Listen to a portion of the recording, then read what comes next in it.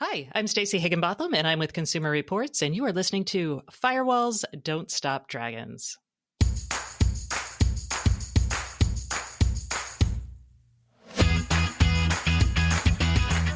Hello, everybody. Welcome back to Firewalls Don't Stop Dragons. I am your host, Kerry Parker, and today we have episode 402 for November 11th, 2024. And we've got a really fun interview for you today. We're talking with Stacey Higginbotham, who is an IoT expert, has been doing this for a very long time, and she's just really fun to talk to in general. So glad I got her on the show, and I really hope to have her back in the future. She has been working with Consumer Reports on coming up with some guidelines and standards for manufacturers of internet-connected devices specifically, and has actually sent a letter to the Federal Trade Commission asking that they kind of adopt these rules. And regulation and legislation in the U.S. are a little bit weird. They've gotten even weirder with some recent Supreme Court rulings. Like, we're going to talk a little bit today about this. It's called the Chevron doctrine, which has been long-standing policy, saying that basically if there is no explicit law around something, then the agency in charge of regulating that thing could kind of leave it in their broad discretion to, say, well, here's how we think this should work, and that kind of becomes binding. A lot of that authority was undercut by a recent Supreme Court decision, so we still haven't seen how that's going to play out yet. But nevertheless, what they are hoping is that the Federal Trade Commission can basically publish some guidelines around these 5 principles for manufacturers of these kind of devices. And we're going to get into all that today with Stacey. It's really some interesting ideas, and it brings up a lot of great topics around IoT. Now, real quick, I kind of have to acknowledge this. Here in the U.S., we did have a big election happen last week here in the U.S., and not just at the presidential level, at the Senate and the House and all the way down. There's some very important things going on here. And I try to remain nonpartisan on this show, but we have to, acknowledge that with any administration change, there will be policy changes, and those policy changes will impact several things that relate to our security and privacy, from a regulatory and an oversight perspective at least. But it also kind of sets a certain tone, and, these shakeups at the top level mean there's got to be changes in these things as well. So, for example, I think it's likely that Lina Khan will be removed as the chair of the Federal Trade Commission, which is a real shame. She's been doing a fantastic job there. But Republicans tend to be more pro-business, and some of the things that she has been doing has chafed some business leaders. So, we'll see. We don't know for sure how this is going to be. But, net neutrality was finally starting to make a comeback, and that might be undercut. Consumer protections were a really big thing in the last 4 years, and some of those may be curbed now as well. And, on top of that, there's all sorts of speculation about what this administration might want to do with respect to things like cryptocurrency and social media and things like that. So we will just have to see how this plays out. And of course, I will keep you on top of all these things. That's kind of the point of the show. So let me set up the interview really quick, and then we'll get to it. We did mention in this interview, we talked about the Copyright Office exemption process and how that will now allow McDonald's McFlurry machines to finally get fixed. That was something I talked about in the news show last week. But at the time that I did the interview with Stacey, that had not happened yet. But we did mention that. And real quick, we talk about JSON, which I've mentioned before, JSON. It's JavaScript Object Notation. It's just a fancy name for a particular text format that is often used by computers to exchange information. All right, enough of that. Let's get to our interview with Stacey Higginbotham.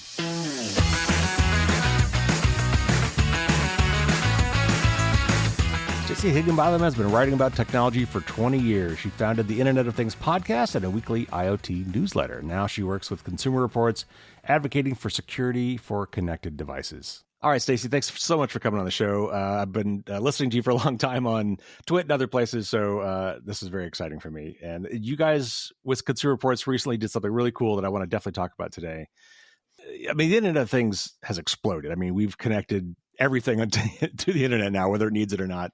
And while the benefits, from this vary, from groundbreaking to, dubious at best, one thing I think or at least I didn't see coming, was how much power this gave to the manufacturer over the stuff that we ostensibly own.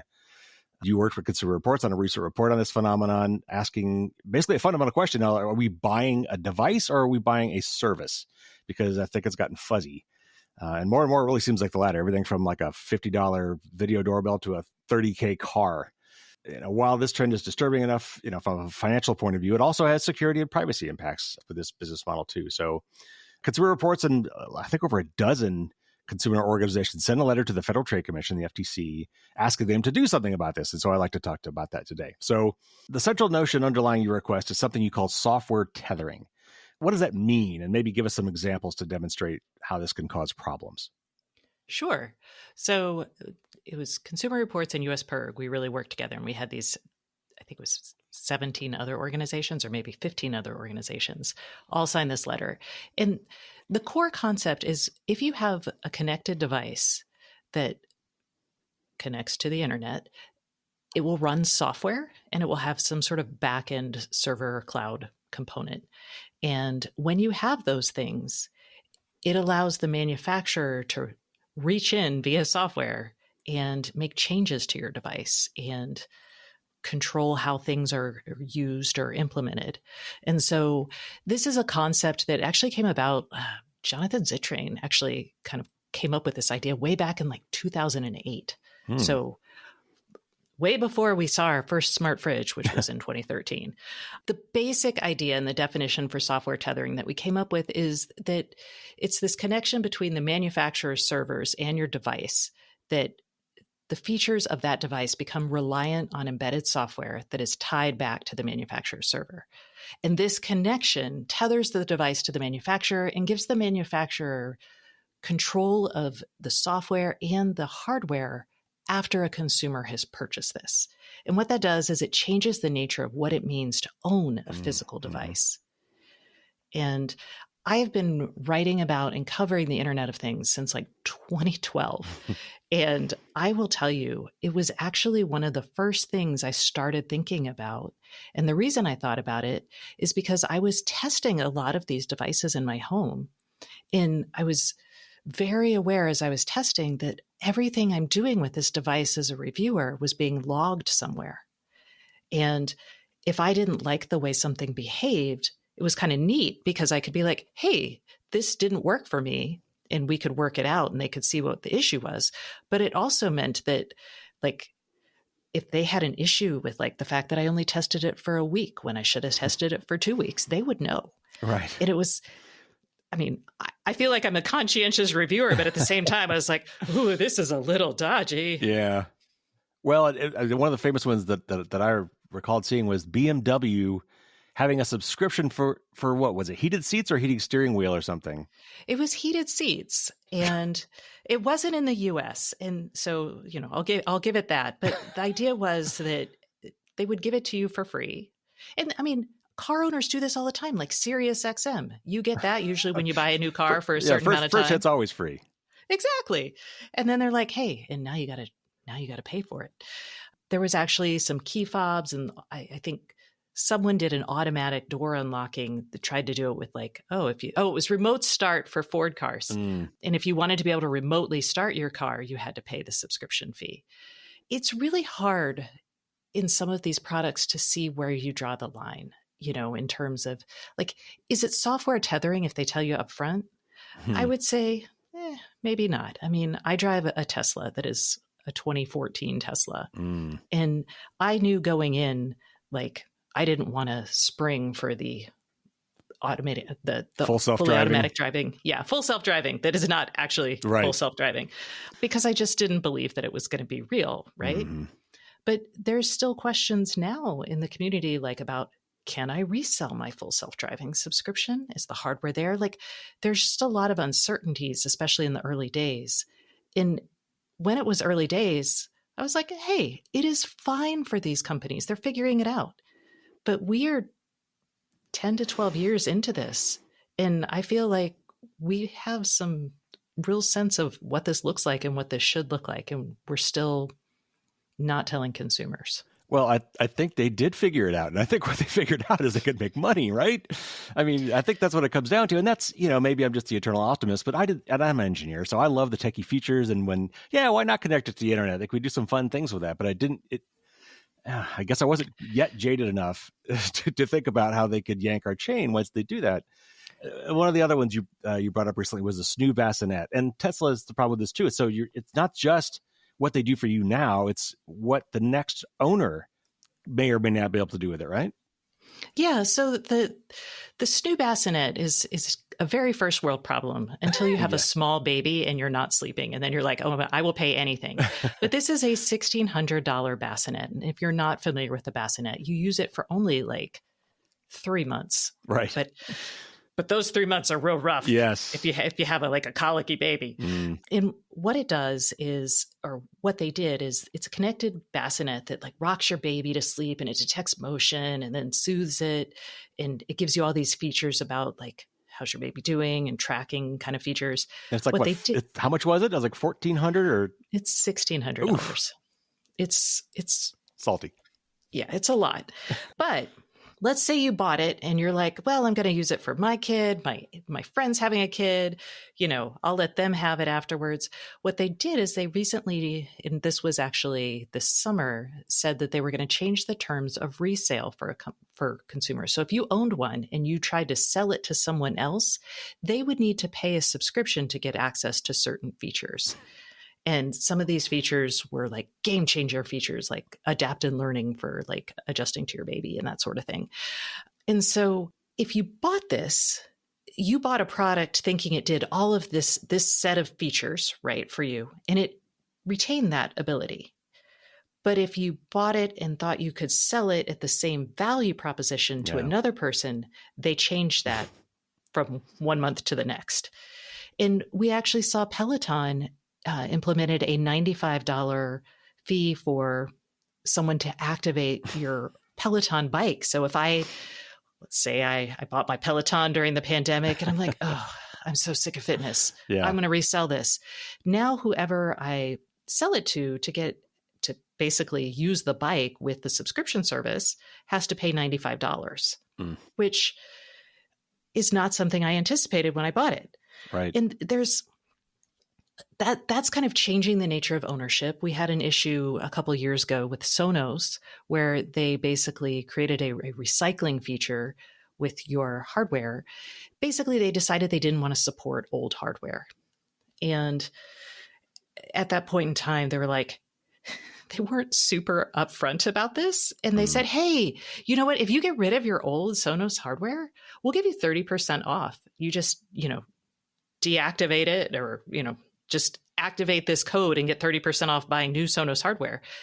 If you did that, they eventually disclosed it. It actually deactivated your old hardware. So I, for example, sold my old hardware on eBay when I didn't use it. And I'm glad I didn't take them up on it right away, because I would have totally screwed over the person who bought my old Sonos hardware. They've since made it clear and changed things, but those are examples of how that software tether extends through the life of the product and changes the way like a consumer's ability to resell it. But on the ownership side, I mean, you can see similar things happening. And it could be something as simple as like bricking a device. Like I have a whole network of like brick devices because the companies went out of business, and not all of it. Like, okay, I do have a Juicero, but that was not something I used in my day-to-day life. But I do have a number of smart home hubs that have just gone defunct, and that makes me sad. Well, and as part of what you call it in the thing is that it's actually just also horrible for the environment. Bricking these things or making them useless when they could be, potentially repurposed, and we'll get into that. But this also has implications, maybe indirect implications for things like security and privacy as well. When you're talking about how long you're going to support a device, and maybe what happens to the support of that device, or what happens to your data when it's when the company either goes out of business or maybe gets sold to somebody else. What are some of the impacts for security and privacy around this problem? The biggest security impact I see today, and we'll talk about how we're advocating to change that, is the fact that right now I can buy a connected device and I have no idea how long a company will support that device with security updates. And security updates are so essential for internet connected devices because there's new bugs found all the time. And actually the government just announced, the FBI just announced that they disrupted a Chinese botnet going over IoT devices. These were old network video storage and video cameras. But consumers are buying this stuff and they have no sense. There are very few manufacturers who are very upfront about how long something is supported. Yeah. Like Amazon is good. If you go to your Amazon, if you Google like Amazon Echo security updates, they actually list how long something will be supported for. Apple and Google do something similar. Very few other companies are as upfront, and you still today have to go hunting for it. Yeah. Okay. So presumably, because all these companies have lawyers, all of this, at least to some degree, in some vague CYA language, is spelled out in some terms of service document to cover their own liability. But how do we agree to these terms of services for a shrink wrapped hardware device, much less a car? So they don't actually put it in their terms of service. Okay. The last week in September, we published research actually on large appliances. And we actually looked at the EULAs, the terms of service, the privacy policies, every publicly facing document. And then I came through and emailed every single company to find out, like, if you've got software on your fridges or whatever large appliances you sell, how long do you support it for? Do you support it? Do you tell anybody anything about your software update procedures? And then how long do you support them for? Out of the 21 brands that we interviewed, only 2, and they're both owned by GE Appliances, give you the specific amount of time that they will support. They commit to supporting their devices. Is that a time since your purchase or a time on the calendar? It's both. So GE Appliances will provide updates and support for GE Appliances and their software for 2 years from the original purchase date or 5 years from the appliance's launch date, whichever is longer. Oh, okay. So you have to find out when something was launched. Sure. But as a person, I actually, it was November 2021, I purchased a GE Appliances induction oven. And I'm not sure when it was launched. So I'm actually not sure when that oven's going to lose security updates, but it could be soon. And that was a $3,000 product. Yeah. Okay. So let's dig into this really, I thought was a wonderful thing you said to the FTC. As you said, Consumer Reports, EFF, the USPIRG, a lot of other orgs sent this to the FTC. And you had 5 specific requests that you put in this document, and which were fantastic. But I really want to dig into some of these and let the users know what you asked for, what was on your wish list. So I want to go through each one of these real quick and just kind of talk about a high level. The first one on your list was required disclosure of a guaranteed minimum support time on product packaging, which is we were just discussing. So I've worked at big companies. I'm assuming that internally, I mean, as part of the engineering and marketing, they've done interior analysis of how long they want to support something, and as part of the engineering and design and marketing of the product, they kind of have to. But I can see where they might not want to publish that and commit to it publicly, right? Because then now they're on the hook for it. So how do you envision this would work ideally? Would it be, like for instance, and you were just talking about you had it. I'm not sure where you looked it up. It was in your manual, or if it was somebody had to get online. But like, where do I find out for my particular product? Do I have to register online to be notified of this? Do I have to save my receipt and the label off my box for my router or whatever to, if I want to make a claim? Or what I was actually thinking as we were thinking about this, would it make sense to have like an independent registry? Like I could see maybe every device having a QR code on it that's put on at the manufacturing site that would have a link to something that would tell me like when this device was manufactured, when it was launched, and when this device will continue to get updates. How do you envision this working ideally? So there's actually 2 possible ways this could happen in the US. The UK actually has rules, and you can actually look up a PDF on companies that sell into the UK, how long they plan to support their products. But in the US, we have 2 programs. Actually, let me rephrase that. In the US, we have one proposed program, and then we have what we asked the FTC for. So there's 2 possible avenues here. The FCC, the Federal Communications Commission, has what's called the US Cyber Trust Mark. And this is a label that is designed for the Internet of Things, consumer IoT products. And consumers should start seeing the label on products in like April-ish 2025. Okay. So Consumer Reports, is working with a bunch of organizations, including the CTA, to like make this real. So one of the things the FCC has asked to be on this label is, the label itself is a QR code that people would scan. And that would send them to a registry of information. Right now, one of the mandated pieces of information is, does this device have a minimum support timeframe that is disclosed?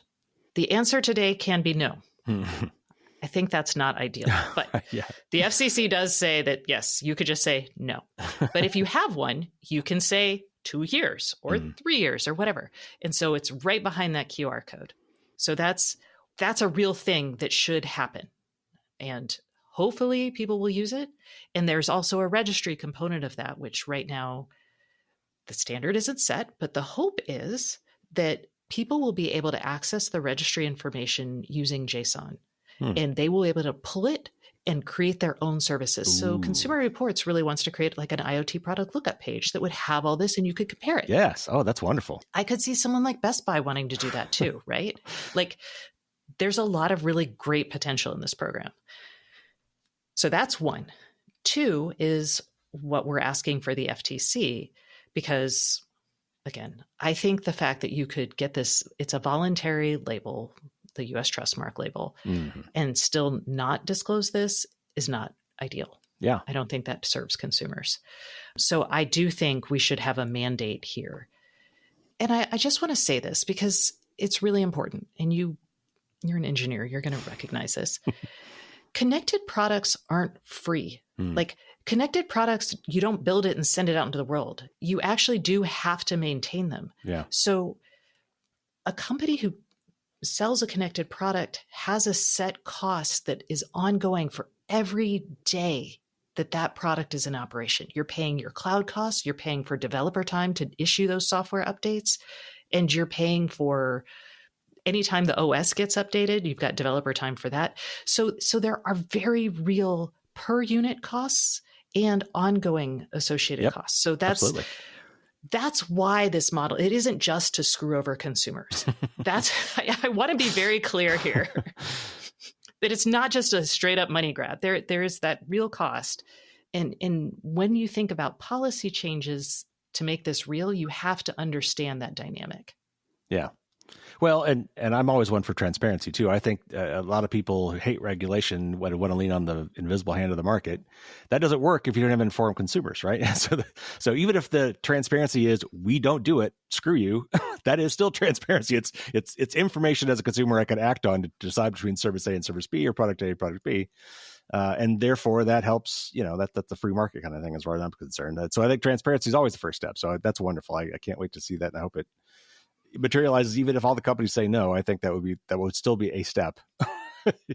I think the big name brands are they already have this. So they will put that on their products. So if you're looking at something from Amazon, you're going to see that the Ring doorbell, for example, has a minimum support time frame associated with it.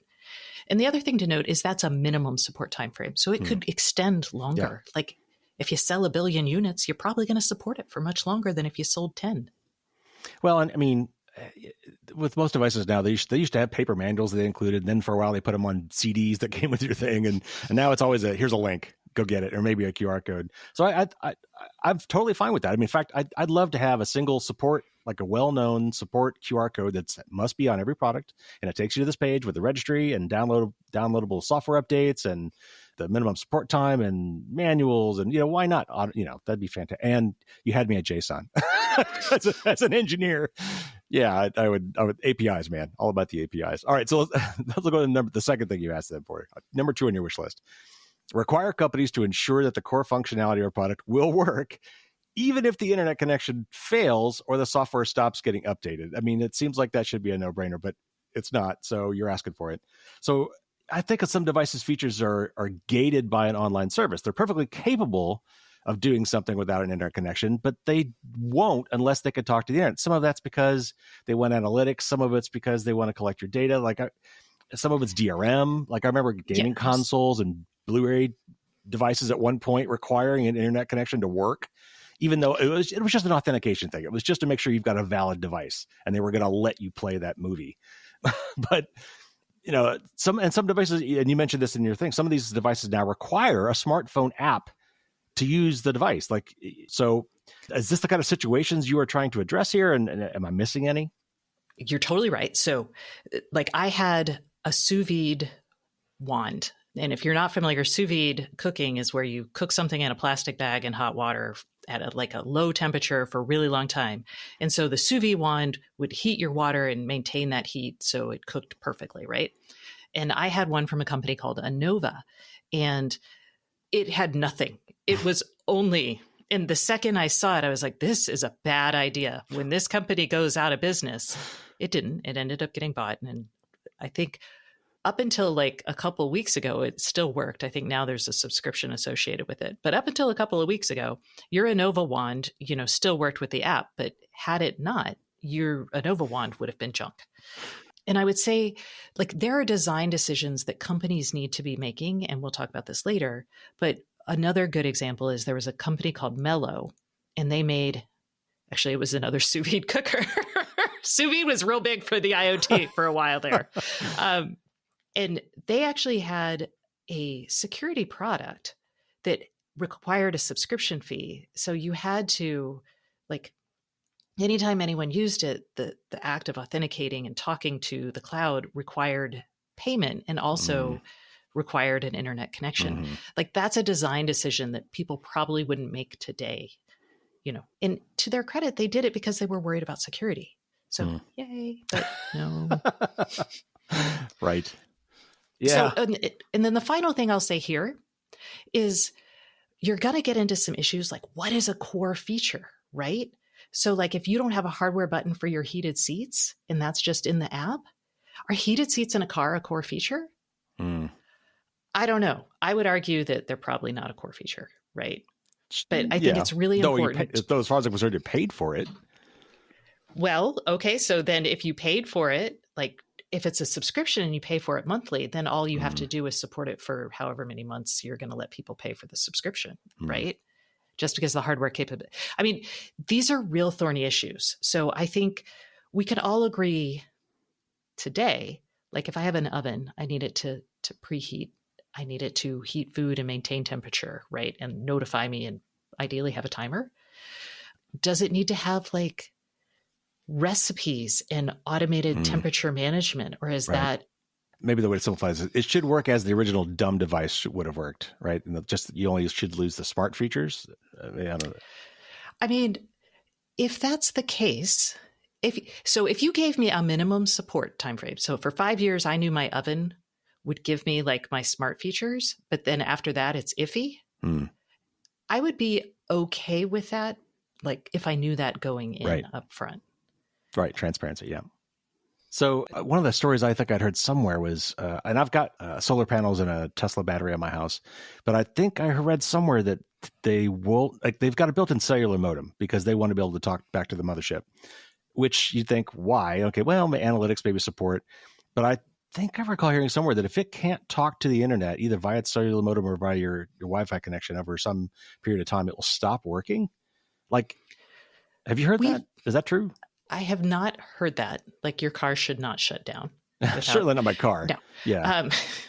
Your solar panels, there's actually SunPower, which is in bankruptcy right now. And the app for people is not necessarily working. That's a different issue. I mean, it's actually a similar issue. Yeah. What we have seen is actually terms of service for some products, not necessarily your house battery, but if you cannot connect it to the internet to download the latest version of the firmware and software, that they will not provide support for your product. So I was just on the EULAs for Eufy appliances, which are very popular. Yeah, I've got some. If you're using the Eufy Clean appliances, like the robotic vacuums, if you're not connecting that and keeping your software up to date, they may not support your product, or they reserve the right not to support their product based on their EULA. Okay. Basically saying if you don't, okay. I mean, if they're really thinking like we're fixing problems with the device that would extend its life, and if you don't let us do that, then we can't necessarily keep supporting your, maybe I think there's a carrot and stick there. I mean, I really do. I think, because if you're going to use these features, then you do need to, I mean, if you're going to have a device connected to the internet, you need to update it, right? We've talked about the importance of security updates. Right. And some people don't like to do that. I mean, Yeah. Well, some people just don't know how. I mean, if it's not automatic, a lot of people just won't. Well, it's Consumer Reports, because we're serving the average consumer. We think security updates should be automatic. Absolutely. Yep, I agree.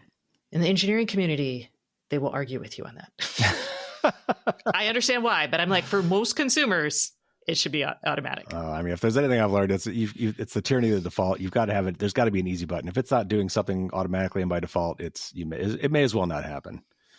All right, let's move on. Let's go to the third bullet, the third item on your wish list, and that is encourage tools and methods that enable reuse if software support ends. So this is a big one. This is kind of maybe along the lines of, I think it's certainly related to right to repair. I've kind of come to call it the right to reflash, to replace the software that was shipped with the device. And maybe that's not what you mean. But that's what I was thinking anyway. But what this would be, it should be straightforward. Modern devices are often specifically designed to prevent replacing the stock operating system, which you could argue is, and a lot of people do, certainly Apple and others have argued that this is a security feature. We don't want you to put just anything on this device because then it could be insecure. But yeah, so could this work maybe like unlocking of a cell phone from your service provider? Because that's another dumb thing we have in the US that I don't think other countries do. But, service providers love to lock you into contracts and things that let you not be able to control your phone until you've paid for the phone or pay for the contract or whatever. But at some point, could you maybe release the device? And at that point, it becomes legal to, I don't know. What do you think? Well, one, the FCC is actually looking at 60-day mandatory that's right. automatic I saw unlocking that. periods. We just commented on that. So fingers crossed the FCC goes for that. So that's one. Two, on the software front, there are some devices that probably should not be reflashable, as it were. And I think of those as devices with like video cameras in them. And this gets a little weird, but like I worry that people would sideload or download or flash their device using malicious software, right? That could be found. And then they've basically created a spy in their homes, right? So like imagine being able to self-install something that rats you out, as it were. So I think there's a legitimate security concern about some devices. And I know the engineering world does not want to hear that. And I'm really sorry. Well, one of the big ones is medical devices, actually. There's software running in your pacemaker now. There's software on your insulin pump. That's where I often hear it, is personal medical devices. And that's a tough one. Because again, like, I do think the community, like open source community as a whole, has the skill set to evaluate this software and make sure that people are not downloading things that will kill them. I do think there's I would like to see like a Linux Foundation, some sort of organization that can actually vet some of this stuff and make sure in these cases, like, that it is safe, that a consumer has a trusted place, a place where they can go to download trusted reflashes for their device. Sure, right. But for plenty of other devices, or if manufacturers create programs that can kind of lock certain aspects of the system that might be like security sensitive down, I think there's actually really good opportunities here. Samsung did create a program where you were going to like recycle your cell phone into like a baby monitor or something like that. They shut that down. They launched it, but they never actually implemented it because it's better for them to sell more devices, I guess. I don't know. Yeah. But I think there are ways to do this that respect security and allow people to actually use their devices over the long term. But I mean, to the point of this particular ask is basically when the software support ends, when this device could otherwise be unusable, at that point, shouldn't I have the ability and the right to reflash that device with, I mean, honestly, whatever I want? It's byproduct. You're out of business, or whatever the case may be. At that point, it's either going in a landfill and I have to buy another one, or I can try to repurpose it or revitalize it with third-party software. I mean, isn't that basically the nature of what you're shooting for with that? That's what we're asking for. Yeah. And like, maybe like, I mean, I'm a cautious person. Like, would I flash something and put it on the internet? Maybe not. But would I run something on my local network? Yeah, 100%. But yes, that's what we're asking for with that one. Gotcha. All right. Number 4, protect. Oh, I love this one. Protect adversarial interoperability. Now, the first person I ever heard said that was Cory Doctorow. I don't know if he had made that up. He is known for making some of that stuff up. I don't know if he made that up, but that's the first person I heard ever say that. I actually interviewed him about that back in the day. But this is probably got to be one of the most controversial aspects of this, certainly from like the manufacturer's side. So first, could you explain like what that term means? Maybe with some examples of products that maybe do and maybe some that don't support that concept. And then what I'm curious about, are you asking for this to be a fallback option, like when the device is no longer supported, or should this be something that's engineered in from day one? I'm not sure how this is going to end up looking. I would like it to be I would like for you to engineer this on the day one. Oh, but let me first tell you what it is. We did get it from Cory Doctorow. So just so you know, you're not wrong. And the idea is that adversarial interoperability is when you create a product or service that can plug into existing products or services without company's permission, right? So like printer cartridges was the classic, right? Printer cartridges, water filters in your fridge, in the web, I think of like HTML and hyperlinks, right? I'm like, that's kind of adversarial. Like now that everything's done via like APIs, I'm like, man, APIs are kind of an unreliable way to create interoperability between services, right? Or they can be. They don't have to be, but they can be. So that's what we're talking about here, is the idea that, and we're actually seeing this, I see this a lot in my work on right to repair, is this idea of like software parts pairing. And like it should be better with newer generations of the iPhone. But for example, you could swap a battery from one iPhone to another iPhone, and it would, because of the software, it would be like, no, you can't use that. And that's just like the same part. I mean, it's not the same part, but it is the same manufactured part. It's not even a new battery, right? So what we're talking about there for IoT devices or connected devices is basically this idea that you could connect your stuff to services and have those work, even if the company goes out of business or the business relationship between them changes. And maybe that's through a physical software or a physical hub in your home. I don't like, it could be APIs built into the device that will always work, like local APIs, as opposed to having them be connected to the internet. You see it actually with like local standards, like the Matter standard in the smart home. So that's kind of, that's not exactly adversarial interoperability, but it's a step in the right direction.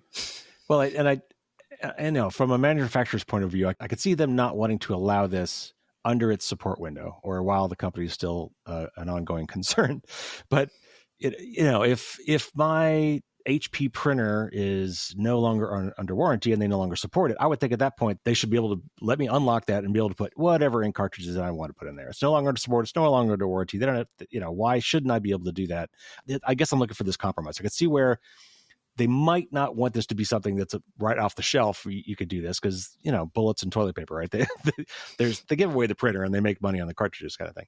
But once it's out of warranty or once the company's out of business, I would think certainly at that point, I should have the right to do that. And they should feel better as companies about letting me do that. Yes. And I can see it on the smart home or the IoT side. Like one of the examples we cite in our letter that was kind of problematic was that like there was this Oral-B toothbrush that people bought, and it was like a $200+ toothbrush. Yeah, they're not cheap. This toothbrush was so cool because you could actually link it to it had I call it Madame A, an Amazon Echo access in it, and so you could talk to Madame A via the speaker in your toothbrush charger. But it also like had like features where it would talk to you about how you're brushing and that sort of thing. What happened though is Oral-B at some point stopped supporting Amazon Echo devices.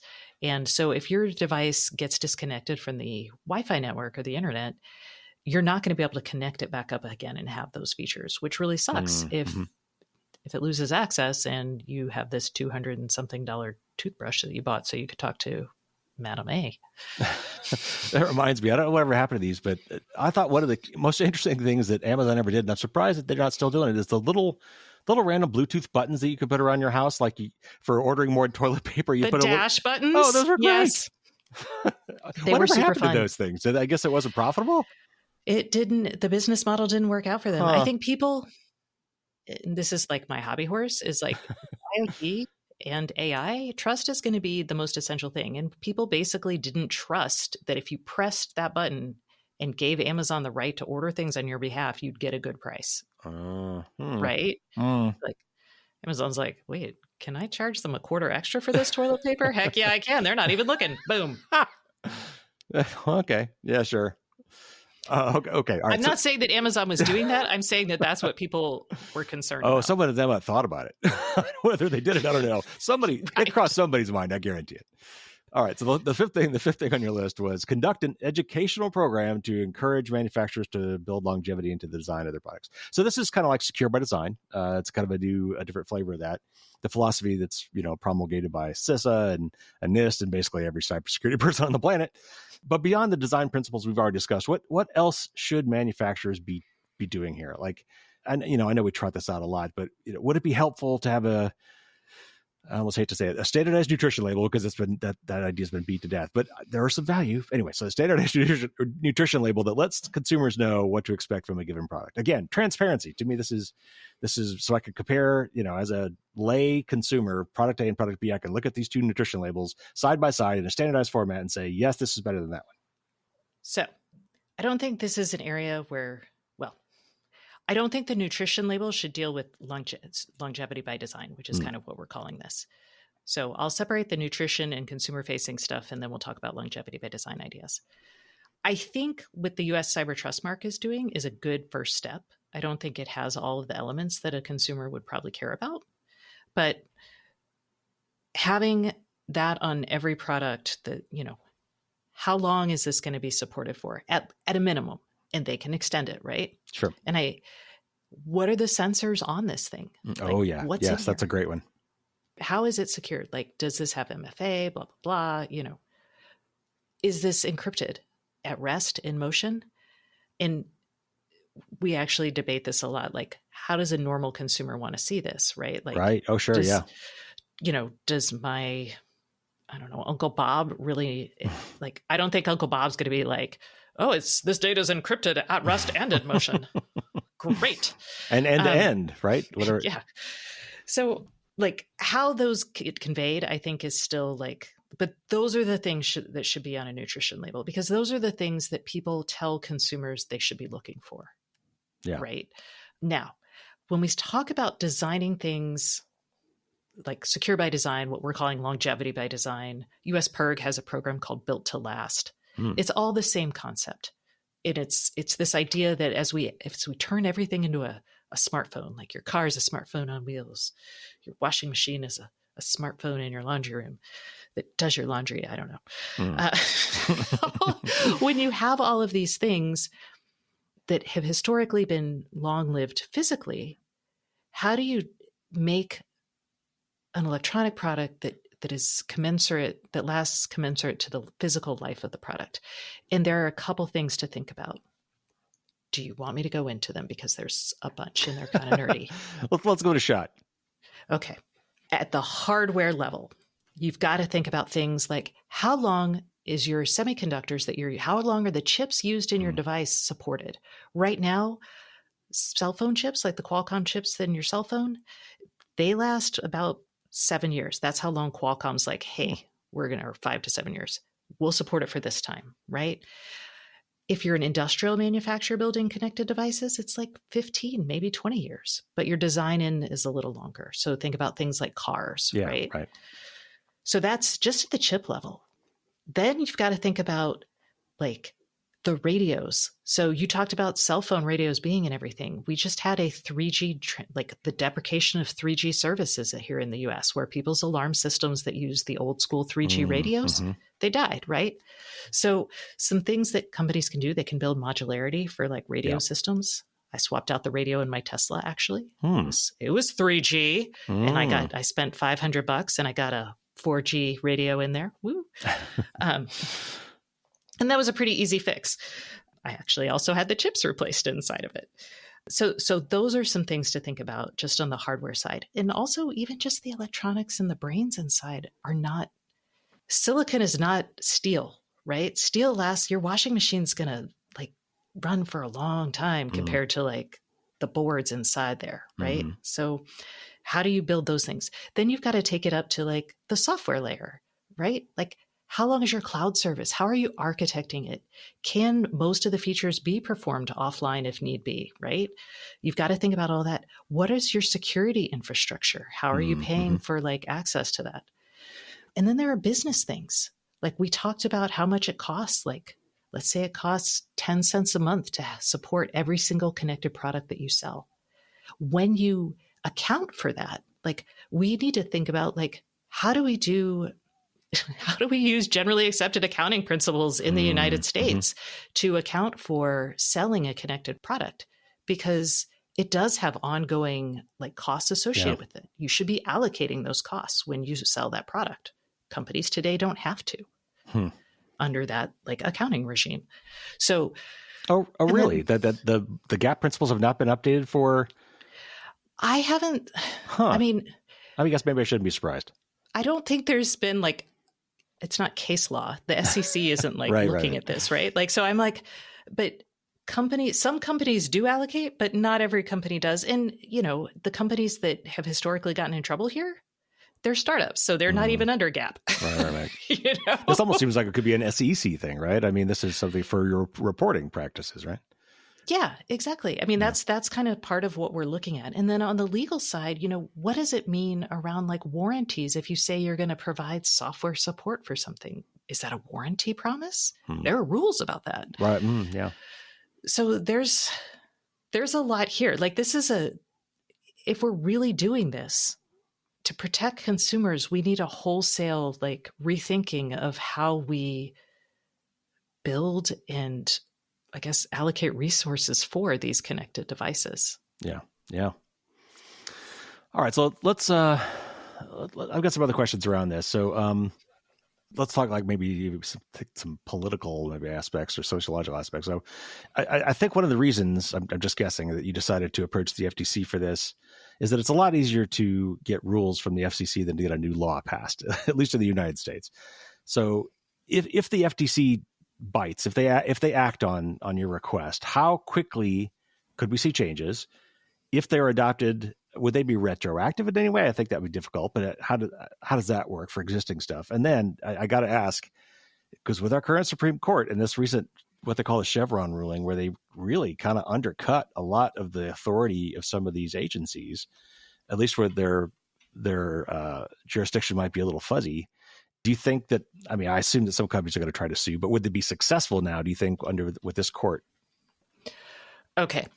That's a lot. Yeah. So we went to the FTC because there's it's called fair and deceptive, or unfair, not fair. We went to the FTC because they have Section 5 under unfair and deceptive ad practices. Is this idea that you're advertising a product that's going to do this, and then so you can't shut it down, right? So they have rules already that we think govern this. So that's why we went there.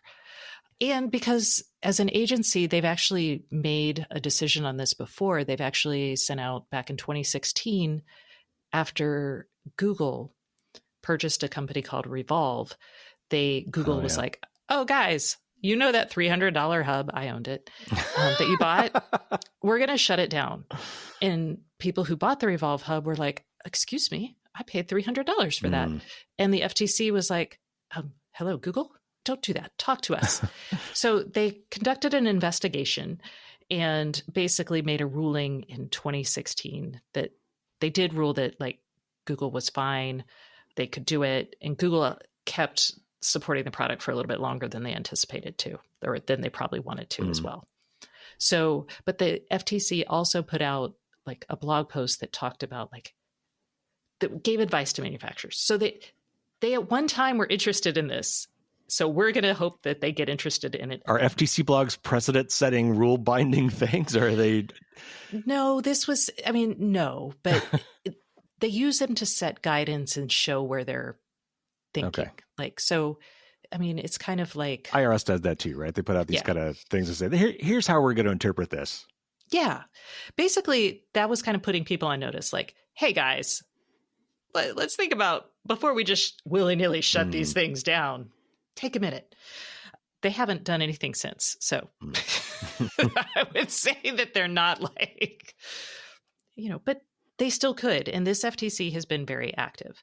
Now, you asked about, it's the Lopez decision, I think, is The Chevron case. I forget. Yeah. I only know. Oh, no. No, it wasn't Lopez. It's called the Chevron case, but it actually undoes the Chevron case. Right. But whatever. So this decision, I don't know. I wish I did. I wish I had like a crystal ball to tell you what this court is going to do. I will say I've covered policy for like 20 something years. And in the last like 20, every time an agency comes up with a decision, they get sued. Right. So this is just par for the course, which means, yes, this will take forever. Okay. So if they adopt these as rules, do they take effect only for products being manufactured going forward after a certain date? Do they get to be retroactively applied to anything? I don't know. I don't. That is not something I know. I will say, like, maybe nobody knows. Yeah, I would say it's unlikely. Yeah. Like, I don't see a lot of like, these things, like some of these products were designed at a point in time, and the design decisions will make it impossible to support it for a long period of time, right? What I will say, the longevity by design, even if the FTC does nothing, we are trying to produce recommendations that will help anybody who cares about creating a product that will last. And I think that's a lot of very responsible manufacturers. I think that we could create something that they could follow and would have input on. And then also that, consumers could ask questions about, like, did you do this? Do you have this? Yeah. All right. So I know we're running close, or we're running low on time. So let me fire a couple of quick lightning round questions at you. So one of the things that we kind of talked about a little bit earlier is that a lot of times these devices are laced with what I would call like software countermeasures to keep them from, like, kind of like DRM, I guess, basically digital rights management or whatever they want to call it. But what the key thing and the reason they do this is because it gives them this anti-tampering protection under the Digital Millennium Copyright Act, or the DMCA. It's basically, as soon as they wrap a little bit of encryption or something on it, or a little DRM on it, all of a sudden it's against the law with hefty fines to work around. So I guess one thing I was never clear on, does that still apply after, like, let's say a device is no longer supported or a company goes out of business? At that point, is there anybody left to sue you, I guess, if you try to circumvent these measures? And if not, maybe should we change that? So every 3 years, right, like the repair folks go before the triennial Library of Congress commission. Or something. Isn't that weird? It's the Library of Congress. Yeah. So we actually went this last, I think it was in April, and we'll find out in October, but asked for DMCA exemptions for some of these categories, for repair specifically. There's different classes of exemptions. And we asked for repair in both consumer devices and for industrial devices, which was a first for us. That was the McDonald's McFlurry machine issue. Or John Deere tractors, maybe? Oh, yeah, John Deere tractors is another one. Yeah.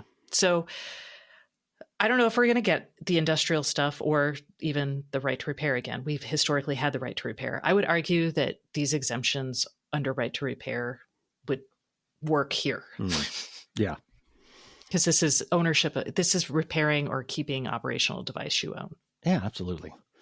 All right. So one other idea that is often bandied about when we're talking about this, I've heard it many times. I've proposed this myself, is that companies should be required to escrow their software code and maybe even like their hardware designs, so that if they go out of business or the devices are no longer supported for whatever reason, that at that point, these things, the secret sauce, these things become public, which theoretically at least would allow third parties to come in and then take over and continue writing software that might support these things.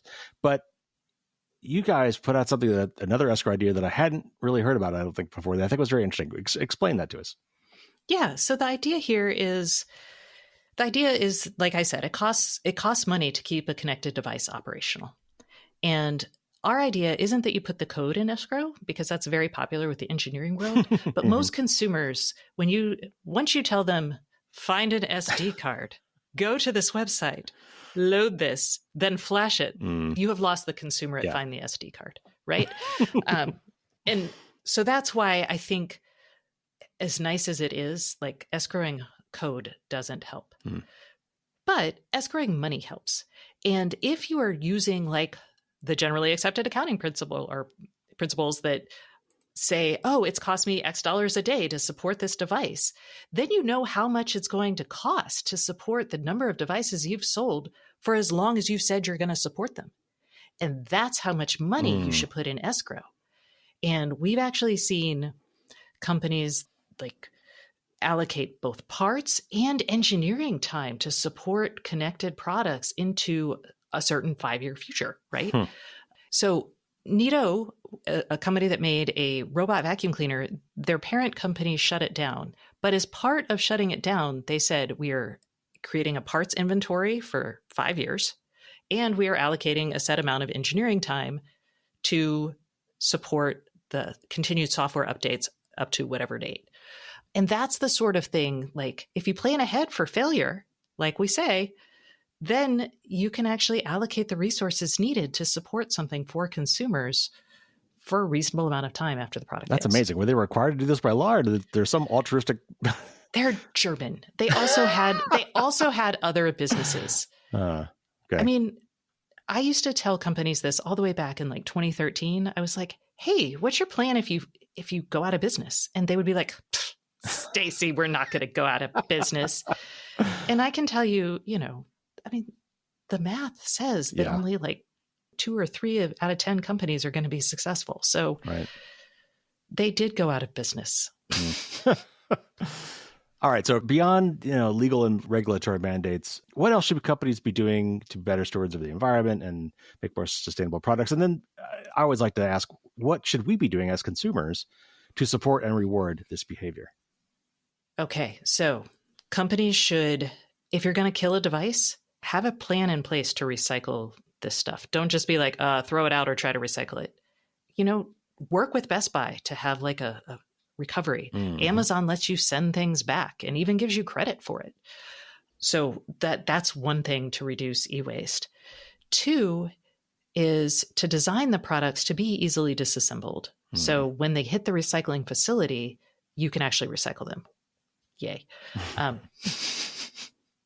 And then for consumers, we have to be willing to pay for it. When I ran an Internet of Things podcast for like 10 years. And one of the most popular questions I would get is, hey, Stacey, I saw this $5 device on Amazon. And I was wondering if you think it's okay if I buy this and if it's secure enough on my network. And I'm like, no, it's a $5 smart plug. It's not good for your network. Right. You've got to pay for, or just don't do it.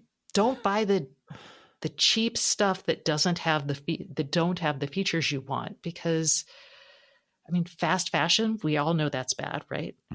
Fast electronics or fast and dirty electronics, we know those are bad. We should not be supporting them with our dollars. All right, Stacey, last question. What's next for this FTC request? Have you gotten a response? What do you expect a formal response? And then, what else are you guys up to? You at CR folks are always cooking good stuff. What else is going on with you guys? On the FTC request, we have sent it into the ether. Hopefully we will meet with them soon and we'll talk more about that. So I don't know. That's like, we have put our wishes out into the universe, and the universe will let us know what happens next. We are creating that longevity by design document. So I'm always looking to talk to people who are thinking about these topics to talk to me about it, so we can incorporate feedback into our recommendations. And then at CR, for your audience who cares about security, I am going to tell them that they should check out Security Planner, which is our consumer-facing service that basically you go in and you tell it not who you are specifically, but like what kind of security needs you have. What are you worried about? And it will create a security plan that you can follow, like a really easy one or it can be super in-depth. If you're like worried about nation state attacks, we gotcha. So Security Planner, free resource, do it. And then we have an app called Permission Slip that helps you get your stuff deleted, like data deleted from companies that have data on you. So you tell it where you live and that sort of thing. And then it will run through companies that may have access to your data. And you can send in deletion requests. It won't work for everybody because not everybody has a good state for that. But yeah, that's what we're working on. Yeah, I've actually recommended that Security Planner tool a lot because the first thing, whenever somebody asks me about security, the first question out of your mouth has got to be, what's your threat model? Well, you don't ask them that, but you basically ask them questions to figure out what their threat model is, because everybody's got a different place. And that's one thing I love about that tool, is that it starts with that, to understand where you're coming from and what you're protecting and from whom and what the risks are, and for you personally. Yeah, that you got to start with those questions. That's wonderful. All right, Stacey, that was fantastic. It's so great to have you on the show. I would love to have you back in the future. So thanks for coming on. Thanks for having me.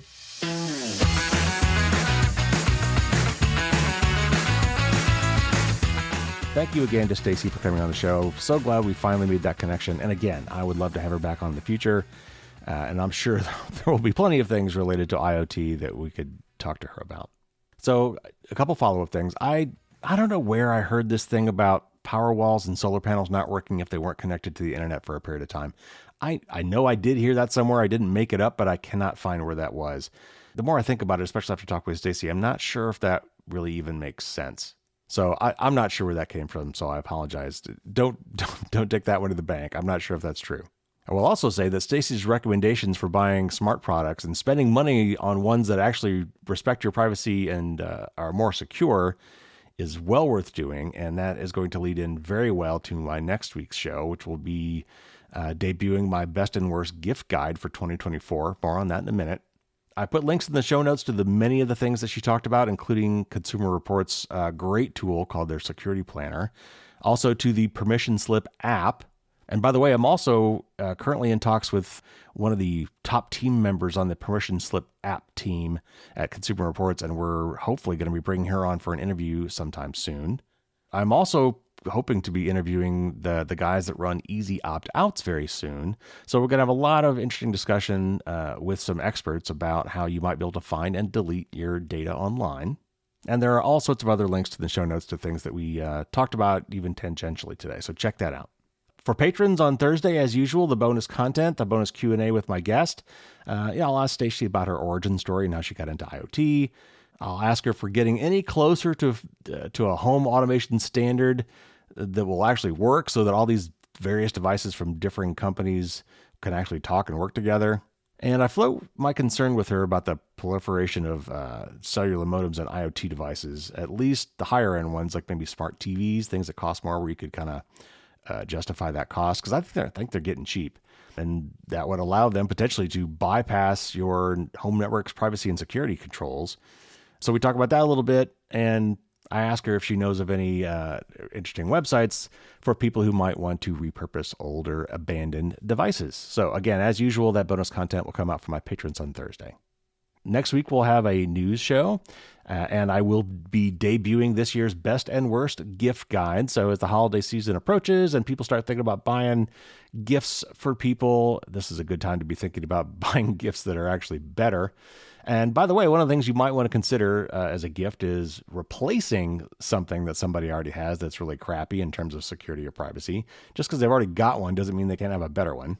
And then after that, my interview with Carissa Valise on Privacy is Power.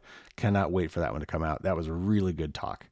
I've got several other great interviews in the works. I don't want to jinx them by saying anything yet, but I'm telling you, I've got some great stuff coming down the pike. So subscribe if you haven't, and then you won't miss any of this. All right, that'll do it for this week. Take care, everybody. Stay safe out there. And as always, don't get caught with your drawbridge down.